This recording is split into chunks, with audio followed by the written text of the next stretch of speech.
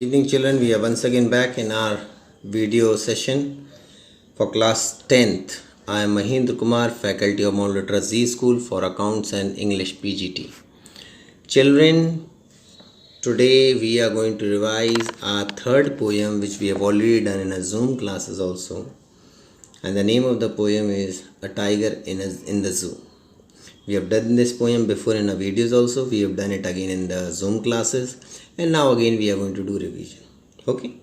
So this is a very nice poem written by Leslie Norris. And it's about animals living in forest. And when their freedom is compromised, when their freedom is taken away, snatched away from them, how do they feel? What are the feelings? How hurt they feel? This is depicted in the poem by the poet. Okay. So we will be beginning with the stanzas straight away. So the first stanza of the poem says, he stalks in his vivid stripes. Stripes वो यार the long lines of the body, जो निशान बने रहते हैं white yellow skin के ऊपर जो ब्लैक स्ट्रिप्स रहती हैं, स्ट्राइप्स, उनको बताया जा रहा है stripes. The few steps of the cage.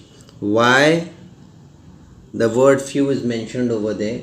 Because the cage is very small for the tiger to move freely. The length and breadth of the cage finishes only in few steps. Okay.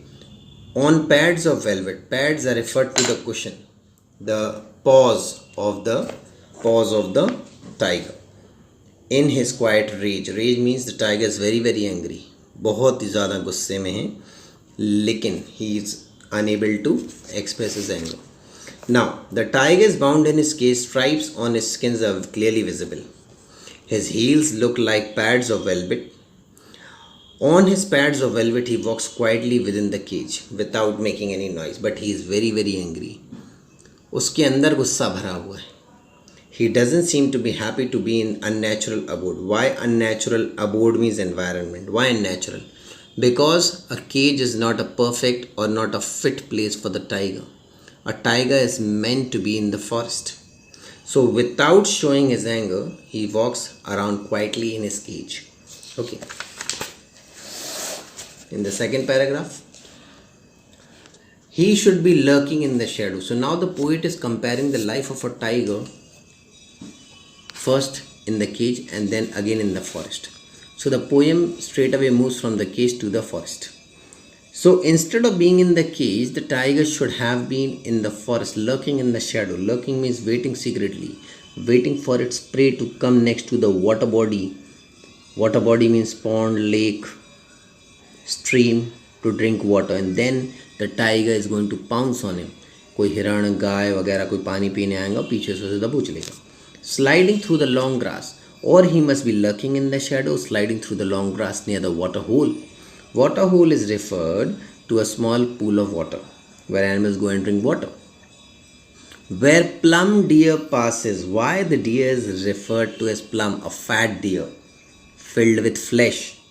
Okay, so the tiger knows how to ambush his hunt.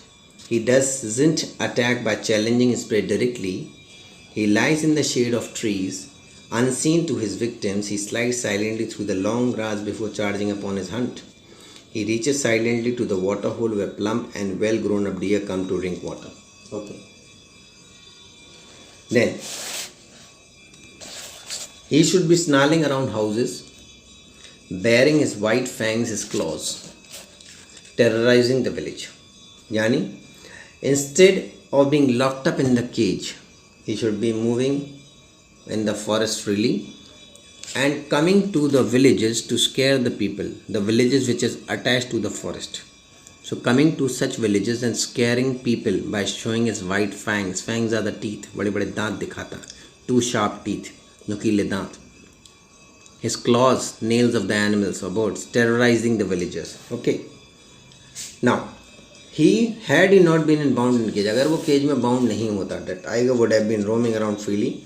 He should have been growling around the houses of the human settlement at the outskirts of the jungle.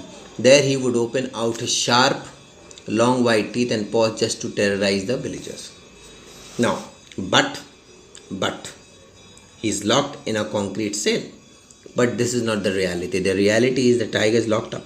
His strength behind bars, stalking the length of the cage. Stalking means walking, ignoring visitors. He's not paying much attention to the people, whosoever is coming, whether ministers, whether actors and actresses. No, he's not bothered about them.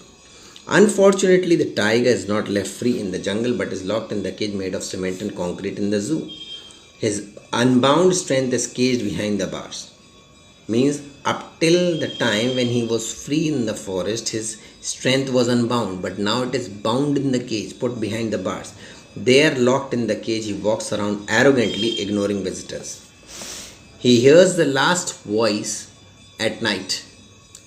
सुनता है the patrolling cars and stares with the brilliant eyes at the brilliant stars. So here, when the zoo closes for the people for the day, at the night he hears the voice of the cars patrolling. Zoo में car घूमती हैं ताकि कोई जानवर वगैरह खुला ना छूटा हो. At night the caged tiger hears the last voices of patrolling cars being locked in the cage. He looks toward the sky. वो जेल में बंद है, केज में बंद है और आसमान की तरफ देख रहा है. Might be praying to God, or might be longing for freedom, desiring for freedom, so that he can sit in the open sky and watch the stars glittering. Brilliant stars that are shining freely in the sky like his brilliant eyes. So here we can see the agony, that is the pain of the tiger as depicted by the poet. And we don't have any right. Human being is too selfish. We don't have any right to capture any living being.